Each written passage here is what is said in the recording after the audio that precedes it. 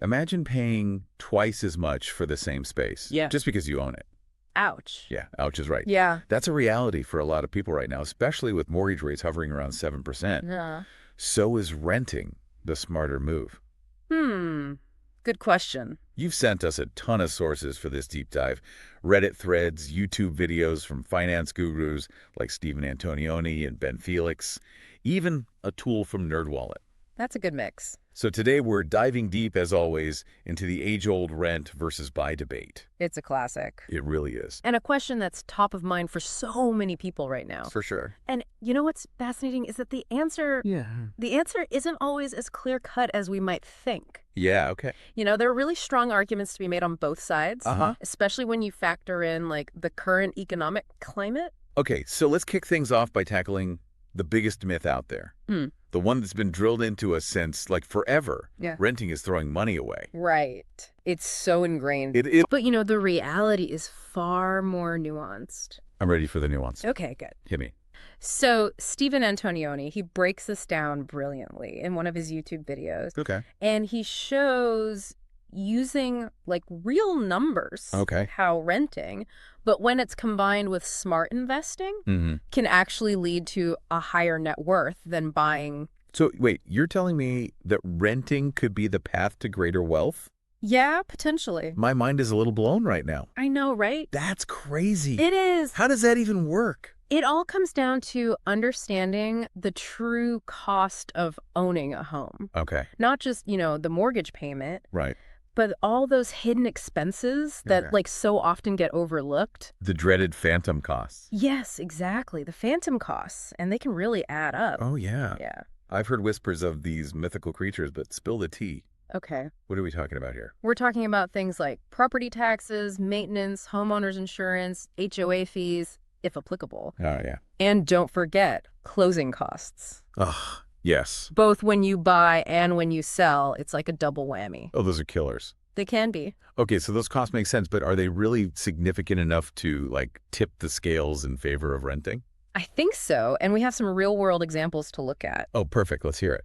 Okay, so there's an example from one of the Reddit threads you sent where somebody was comparing a $5,300 monthly mortgage payment to a $3,500 rent for a very comparable space. Okay, big difference. Right, huge difference, and here's the kicker. That $5,300 didn't even include maintenance. $5,300, and that's before fixing a leaky faucet or, like, repainting the peeling walls. Yeah, that's just the mortgage. Yikes. And that's just one example. Antonioni, he uses a scenario from Toronto in his video, a 2-bedroom bungalow listed for $1.2 million. Okay. Okay, so even with a 20% down payment, you're looking at a hefty mortgage. Right. And then you add in property taxes, which in that area are 0.61% of the home's value, plus the standard 1% for maintenance. Wait, hold on. Are you telling me you should budget 1% of your home's entire value for maintenance every year? Well, it might sound high. It sounds really high. It is a common rule of thumb. Really? Uh-huh, and trust me, it's much better to overestimate Yeah, that's than right. to be caught off guard by, like, a major repair, like you said, a roof. Oh, for sure. Remember, when you're a homeowner, you're responsible for everything. Everything. Yeah, from that leaky faucet to replacing the roof. So basically, owning a home can feel like a never-ending money pit. It can, yeah, especially if you're not prepared for those ongoing expenses. Okay. And this is where the concept of imputed rent comes in. Okay. Have you heard of this before? I have, but I feel like I need like a little like refresher course on this. Okay, yes. So it's basically a way of understanding the true cost of living in your own home each month, Okay. factoring in all those phantom expenses, Yeah. and the opportunity cost of having your money tied up in a house instead of somewhere else. Opportunity cost? Now, there's another term I always hear thrown around, but never fully grasp. Right, so think of it this way. When you buy a house, Okay. you're essentially investing a significant amount of capital, right? Right. A huge amount. Yeah, and that money could be earning a return elsewhere, Okay.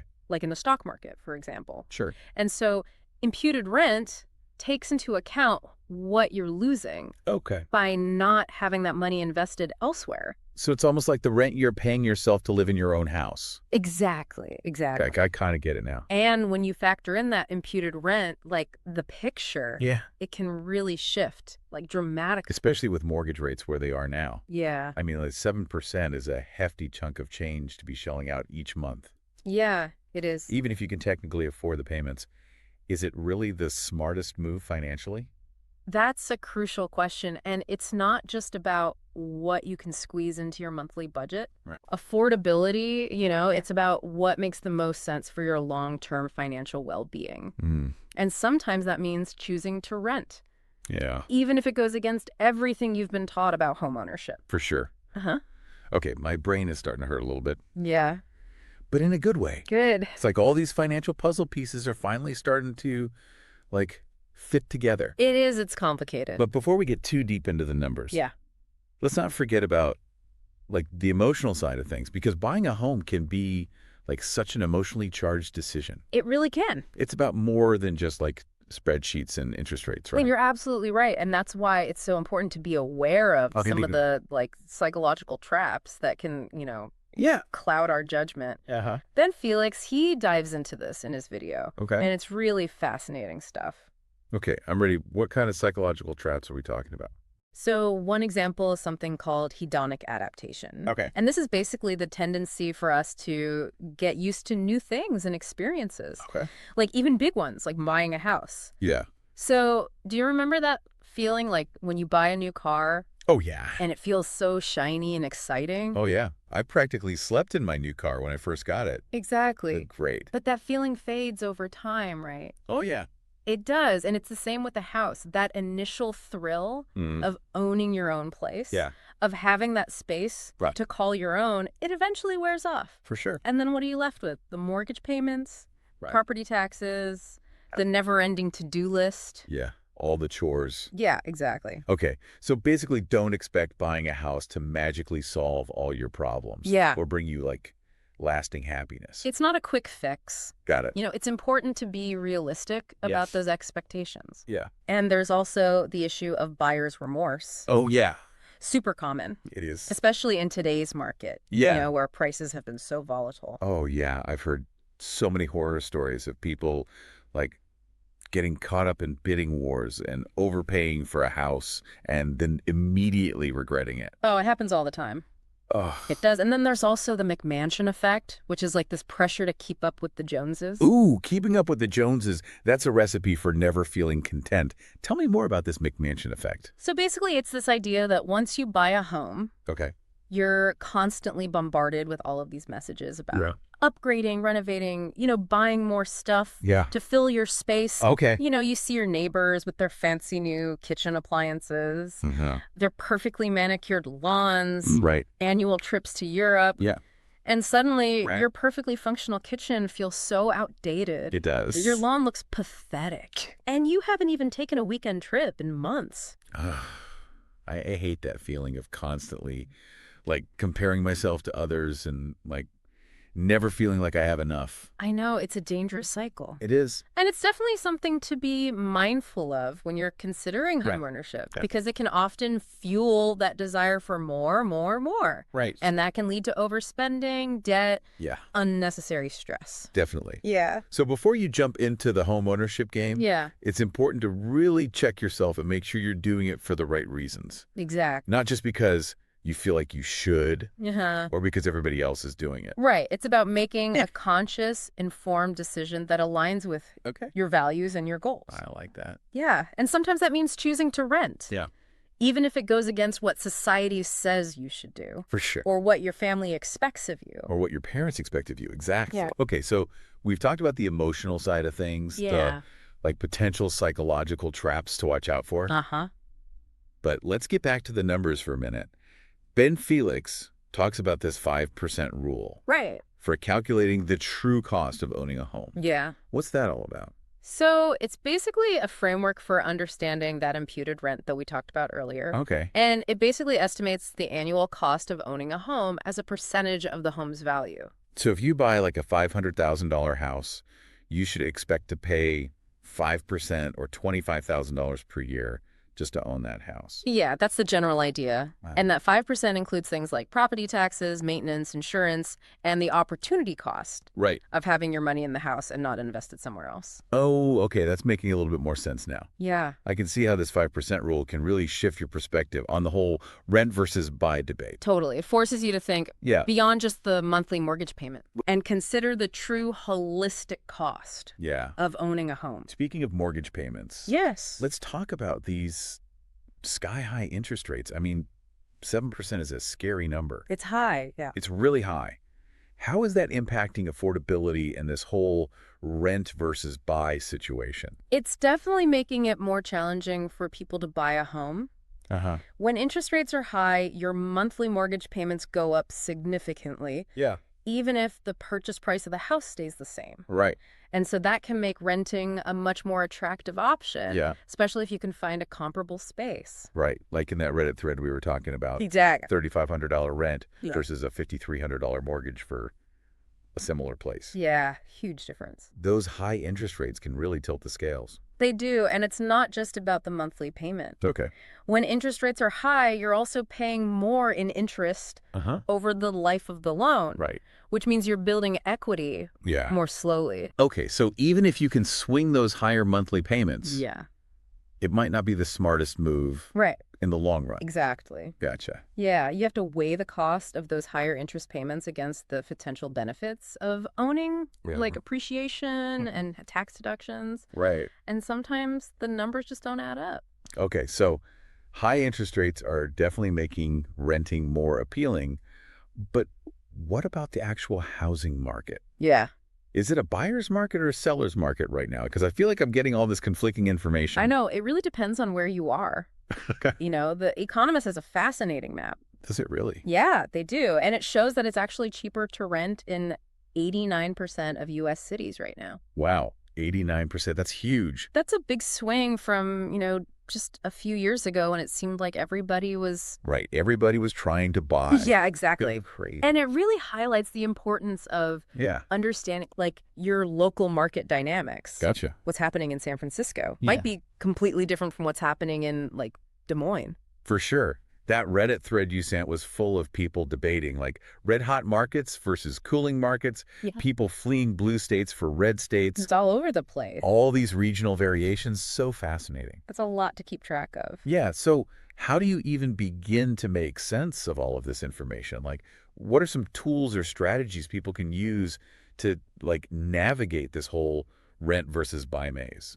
So one thing I saw that looked really helpful is that the New York Times and NerdWallet Yeah. both have these fantastic rent versus buy calculators Oh. where you can plug in all your information, Okay. Like what kind of stuff? like the purchase price, Okay. down payment, interest rates, Hmm. estimated depreciation, Yeah. local property taxes. So you can create like these different scenarios and see how they play out. Exactly. That sounds so helpful. It's really neat. Uh-huh. Jeb Smith also emphasizes the importance of the 2836 rule. Okay, refresh my memory on that. Sure. So it's basically a classic guideline for affordability. Okay. So you want to make sure that your housing costs are no more than 28% of your gross income Okay. and that your total debt, including housing, doesn't exceed 36%. Solid advice. Yeah.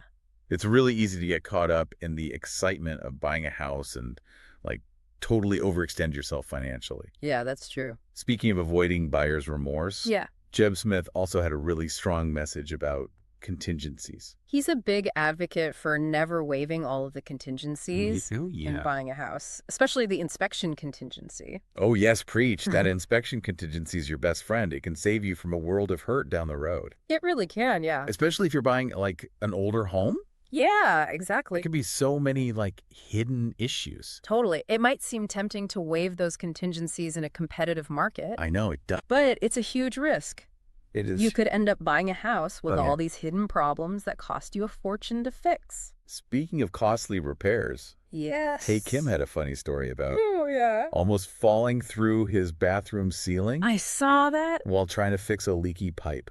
Yeah, not fun. Yeah, not exactly the DIY dream. No, not at all. I mean, it can be nice to be handy, Yeah. but sometimes it's just better to call a professional. Oh, for sure. And if you're renting, you don't have to worry about that stuff at all. Right. It's all on the landlord. More time for things you enjoy. Exactly. Yeah. But even if you are like a DIY enthusiast, Yeah, those maintenance costs can really add up. they can. And it's not just about the money. It's also about like the time and energy Totally. it takes to keep up a house. So much time. So much time. Yeah. So if you really value like flexibility, low maintenance, and like just having more time for your passions, renting might be a much better option. Yeah, it could be. But what about that sense of pride and security Yeah, that comes with owning a home? it's a good point. Isn't that worth something? Of course, those feelings are valid. Yeah. But it's important to remember that those emotional benefits Yeah. can fade over time. Uh-huh. And Ben Felix talks about that, the hedonic adaptation, Right. that new house feeling, it wears off. Yeah. And you're left with the reality, Right. the costs, The bills, the responsibility. all of it. Yeah. Okay, so basically don't buy into the myth that owning a home Right. is the key to happiness or like a guaranteed path to wealth. It's not a guarantee. It's not. Yeah. It's about making a rational, informed decision based on Yeah. your individual circumstances Yeah. and goals. Absolutely. Okay, so if Yeah. you're looking for like the space and amenities of a house, Uh-huh. but without the hassle of ownership, Yeah. could build-to-rent communities be the answer? That's a really interesting question, and I know a lot of people are asking that right now. They are, yeah. They are. What's the deal with these? So these communities offer Yeah. a lot of the perks of a single-family home, Like what? like more space, private yards, Oh, nice. often in desirable locations. That's pretty good. But you're renting, Okay. you're not buying. So you kind of get the best of both worlds. Potentially, Yeah. you get the space and privacy of a house, Yeah. but without the financial risk Uh-huh. and the responsibilities of ownership. I can see the appeal. Yeah, it's a relatively new trend, so it's going to be really interesting to see how it evolves. Totally. But it could be a real game changer for people who want Yeah. that lifestyle, Yeah. but not the long-term commitment. Okay. I like it. We've covered a lot of ground here. We have. Phantom Yeah. costs, Yeah. opportunity cost, market trends, Well, affordability rules, a lot. psychological traps. Yeah. Even the rise of these build-to-rent communities. Is there anything else we need to consider before we wrap up this rent versus buy deep dive? Yeah, I think, one really crucial point that I saw come up repeatedly Yeah. was the importance of understanding, Okay. your personal financial situation Mhm. and your goals. Yeah. There's no one-size-fits-all answer to this question. Right. What might be a brilliant move for one person Right. could be a financial disaster for another. Yeah, you really can't just like blindly follow what your friends are doing or what you see on social media. Absolutely not, no. Do what's right for you. Exactly. Okay, so it's not about picking a side, Right. team rent versus team buy. Hmm. It's about making the best choice for you and your unique circumstances at this point in time. Exactly. Yeah. Right, because like you said earlier, it's not a permanent decision. It's not. You can always reassess your situation and change course down the road. Yeah. Maybe renting makes sense for you in your 20s and 30s when you're focused on your career. Yeah. And exploring different options, but then later on, Mm-hmm. when you're more settled, Yeah. have a family, Hmm. maybe owning a home Yeah. becomes more of a priority. Yeah, and that can change again. Exactly. Like Yeah. nothing is set in stone, right? Nothing's set in stone. Okay, cool. And there's no shame in renting. No shame in the renting game. Even if it, Goes against the grain. goes against the grain. Oh. Yeah. All right, I'm feeling much more informed and empowered to tackle this whole rent versus buy decision. But before we wrap up, I want to hear a real life story Yeah. that brings all of these concepts to life. Okay. Like somebody who's actually doing this. Okay, perfect. So I will teach you to be rich. Okay. He shares a great example Okay. in his video Yeah. of how he's actually made more money Oh, interesting. by renting and investing wisely. Okay. I'm all ears. Tell me more. So how has he made more money by renting? He talks about a condo in Palo Alto, California. Okay. Expensive area. Yeah, very expensive. Price tag, a cool $2.15 million. Wow. Okay. Now, the owner could rent it out for $5,400 a month. Okay. But if they were to buy it with a 20% down payment at that 7% interest rate, Yeah? their monthly payment would be over $10,000. So over $10,000 a month Just for the mortgage. just for the mortgage. That's more than double the rent. Yeah, it's crazy. That is crazy. And remember, that doesn't even include property taxes, insurance, maintenance. Right, all those phantom costs we've been talking about. Exactly. You're easily looking at another like couple $1,000s per month Got on it. top of that mortgage payment. So even if you could technically afford to buy that condo, it wouldn't necessarily be the smartest financial move?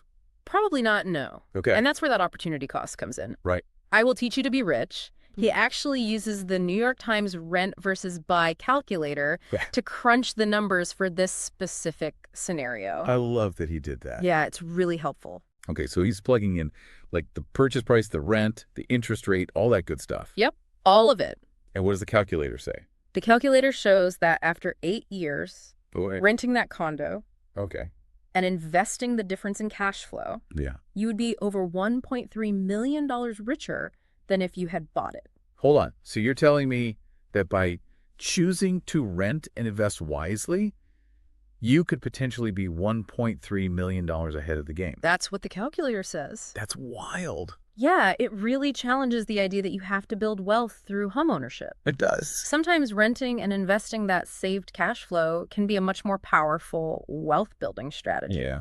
especially in an environment like we're in right now with those high interest rates. Right. That makes a lot of sense. Yeah. My mind is officially blown. I think we need to like rewind and unpack that a little bit more. Okay. So the key here is that you're not just like pocketing the difference between the rent and the mortgage payment. Right. You're taking that extra money and investing it. Exactly. You're putting it to work. Okay.